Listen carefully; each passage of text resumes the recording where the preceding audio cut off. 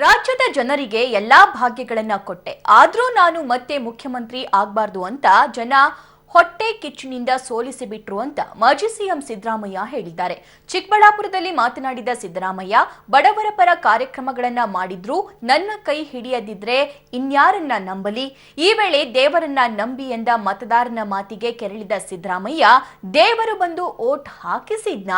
ಹೆಂಡ ಕುಡಿದು ದುಡ್ಡು ತಗೊಂಡು ಓಟ್ ಹಾಕಿದ್ರೆ ದೇವರು ಹೇಳಿದ್ನ ಅಂತ ಕೆಂಡಾಮಂಡಲರಾಗಿದ್ರು. 7 kg ಅಕ್ಕಿ ಫ್ರೀಯಾಗಿ ಕೊಡ್ತಕ್ಕಂಥ ಕಾರ್ಯಕ್ರಮ. ಎಲ್ಲ ಮಕ್ಕಳಿಗೂ ಕೂಡ ಬಸ್ ಪಾಸ್ ಫ್ರೀ. ಅದನ್ನು ಜಾರಿ ಆಗಿಲ್ಲ, ಜಾರಿ ಮಾಡಬೇಕು ಅಂತ ಹೇಳಿದ್ರು. ಎಲ್ಲ ಹೆಣ್ಣು ಮಕ್ಕಳಿಗೂ ಕೂಡ ಪೋಸ್ಟ್ ಗ್ರಾಜುಯೇಷನ್ ಅವರಿಗೆ MA, MSc, MCom ಓದೋವರೆಗೆ ₹1 ಫೀಸ್ ತಗೋಬಾರದು ಅಂತ ಹೇಳಿ ಘೋಷಣೆ ಮಾಡಿದ್ರು.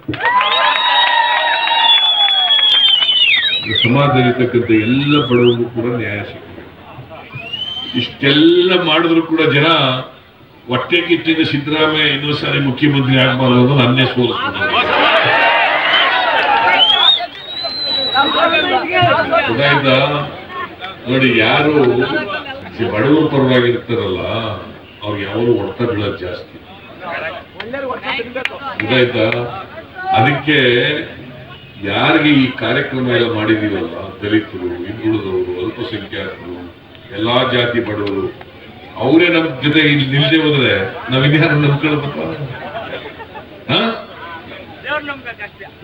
ದೇವ್ರು ಬರೀ ನಂಬ್ಕದೆ ಏನ್ ಮಾಡಿ? ದೇವ್ರ ಕೊಟ್ಟಾರ ಎಲ್ಲರೂ.